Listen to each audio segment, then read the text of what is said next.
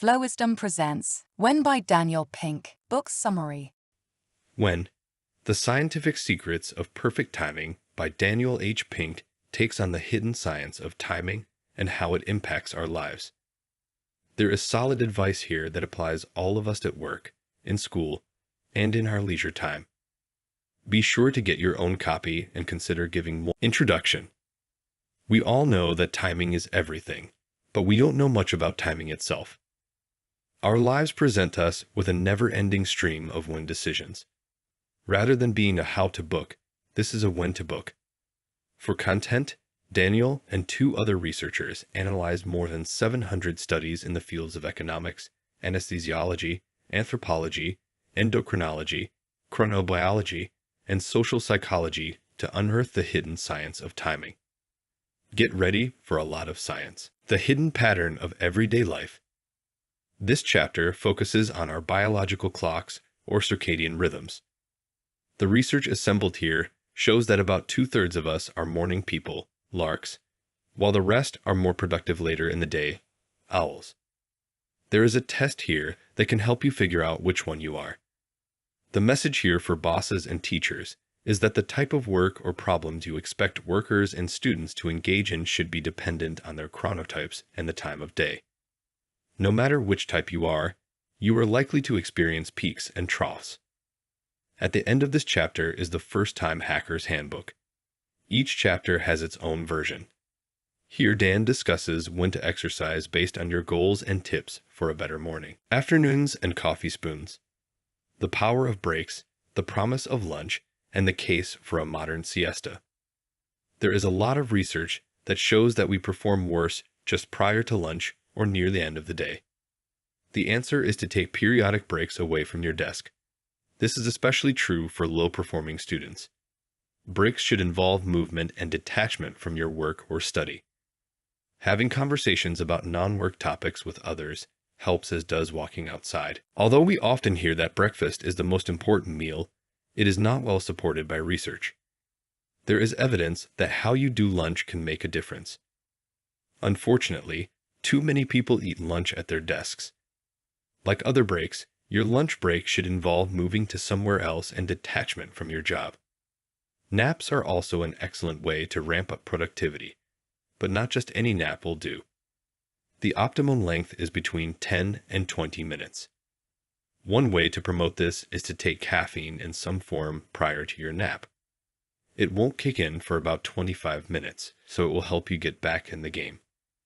Innovative companies are creating nap spaces for their employees. The Hacker's Handbook here offers advice for schools. 1. Schedule recess before lunch. 3. Don't structure recess. Let kids negotiate it themselves. 3. Include mid-morning and mid-afternoon breaks where students move about. 4. Make sure teachers get breaks too. 5. Do not deny recess as a consequence of bad behavior. Beginnings. Starting right, starting again, and starting together. When you begin can play an outsized role on how you progress and where you end. Dan starts with research that shows most secondary schools start too early to the detriment of the students. Fewer than 1 in 5 schools start at 8:30 or later.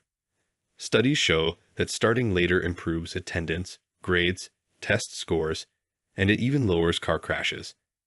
The key reason schools start early is for the convenience for the adults. When given a choice, people start things using landmarks from the calendar. The most prominent landmark is New Year's Day for resolutions, but the beginning of a month or a week is also common, as is someone's birthday. The data shows that starting a career when the economy is good gives one a better chance of higher income throughout one's career. The idea of starting together is also important. The key example here for educators are the benefits realized by programs where mothers of newborns work with nurses in their homes, starting when the baby is born. The Time Hacker's Handbook here starts with the idea of a premortem during which everyone involved tries to think of what could possibly go wrong in regard to the project in question. It also includes tips on when to go first, when not to go first, and when to get married. Midpoints. What Hanukkah candles and midlife malaise can teach us about motivation.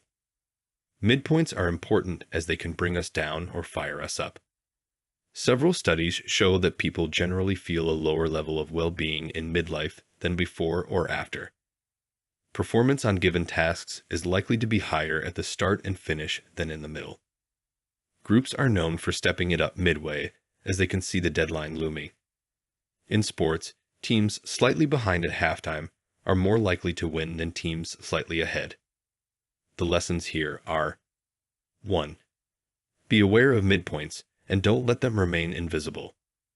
2. Use midpoints to wake up rather than roll over. 3. Imagine that you are behind, but only by a little. In the Time Hacker's Handbook section, Daniel advises to 1. Set interim goals by breaking large projects into smaller steps. It's like being in a long race and concentrating on getting to the next mile. 2. Make public statements about interim and long-term goals. You are more likely to stick to a goal if you announce that you are going to do it. 3. When you take a break, leave off at a point where it will be easy to pick up again. 4. Try to establish a chain of doing something every day. This can help with exercise goals. 5. If your work will benefit others, try to imagine one person who will benefit. There is also advice here to fight the midlife slump. Ending. Marathons, chocolates, and the power of poignancy. There are 4 predictable ways endings shape our behavior. 1. Energize. As one approaches the end of a task or a race, one tends to pick up the pace. Research also shows that people in the 9th year of a decade, age 29, 39, etc., are more likely to take on significant tasks like running a marathon. Even suicide rates are up for these people. Deadlines are also more likely to result in finishing something, although in the case of negotiations we don't always get the best result. 2. Encode.